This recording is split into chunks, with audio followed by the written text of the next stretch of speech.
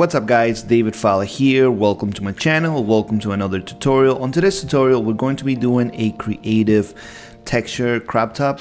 This is kind of like a, maybe not something you're gonna often do at the shop, but it's a haircut becoming very popular. In this case, the fringe is going to be a little bit more creative.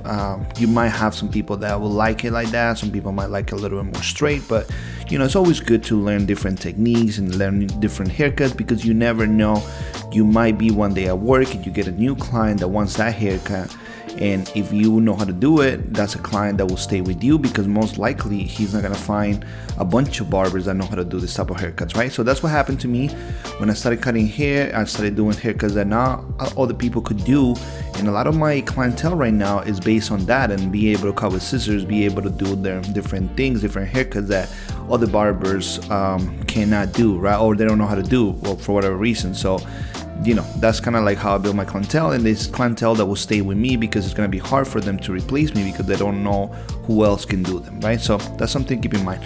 So the first thing I'm going to do, I'm going to create my horseshoe parting. I'm going to separate the top from the sides just to make it a lot easier for me to you know, do the haircut.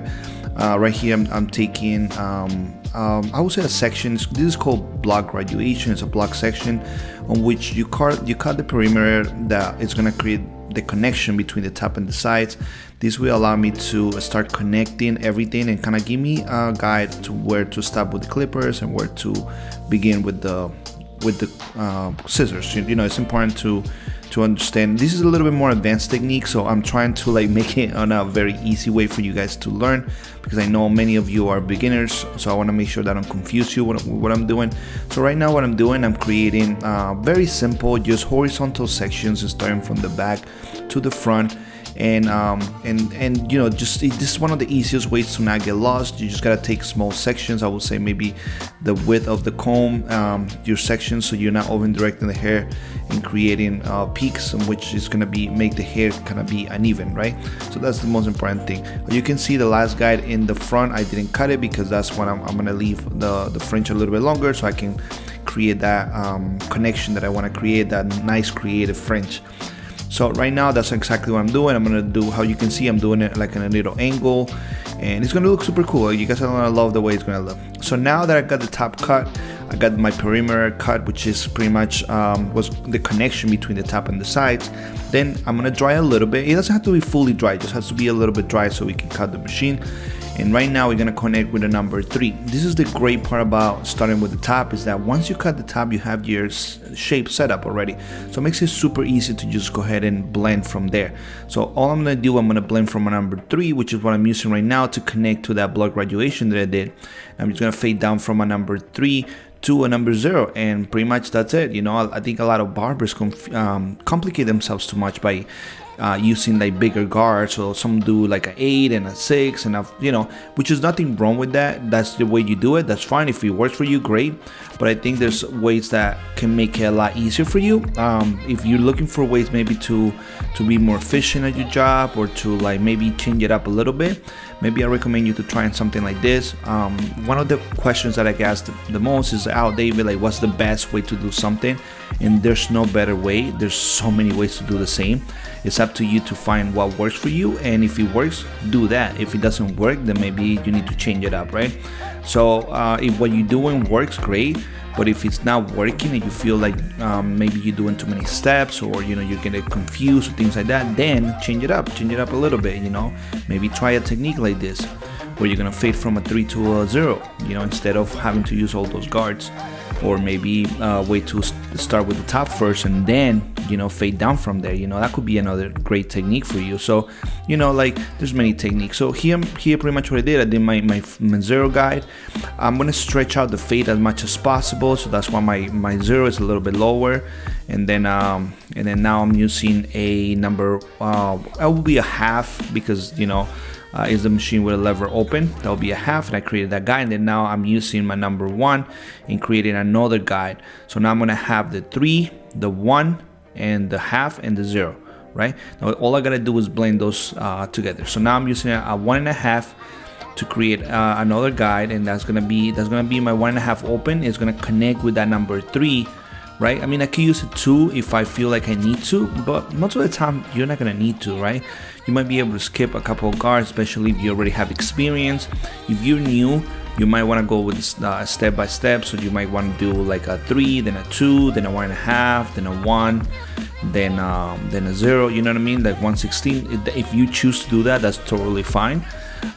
But if you have experience and you kind of know already what you're trying to do, then you can just go ahead and skip some guards. So I did the 1.5 open, then close, and I'm using a 1. The same thing, same process, just 1 open and then 1 close. Then I'm going to use a 1/16, which in the wall is the half, and I think in other and this is like a, I think it's like a 0 or something like that. But this is a 1. This is a 1 in wall, and then the 1/16 will be a half. So then I'm gonna use that, and then I'm just gonna go ahead and use the machine with the lever open, and then close it little by little until it's totally gone, that line, and that's it. I mean, you guys can see it's super easy to do it this way, because think about it, you're only fading from a 3 to a 0, so you're not using that many guards necessarily. You need to. In this case, we skip the 2. Think about it like that. So right here we're using a half, and then we're doing it open. Then what we're gonna do, we're gonna close that lever after, and then we're gonna be left with the last line. That's all the way on the bottom. That's the 0 line. All we gotta do is use our lever to erase that line. So we're gonna use a machine open first, and then we're gonna close it. Or you can do close and then open, whatever works for you. I will try both and see what works best, and then stick with that one.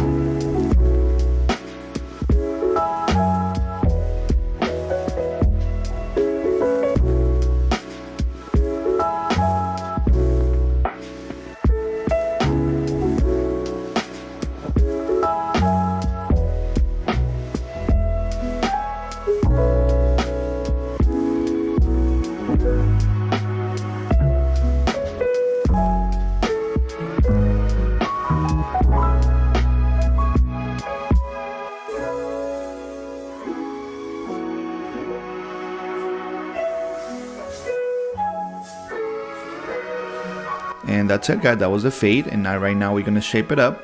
All we're doing is just following natural lines. Obviously on the front I did a little bit something more creative. You guys are gonna see it.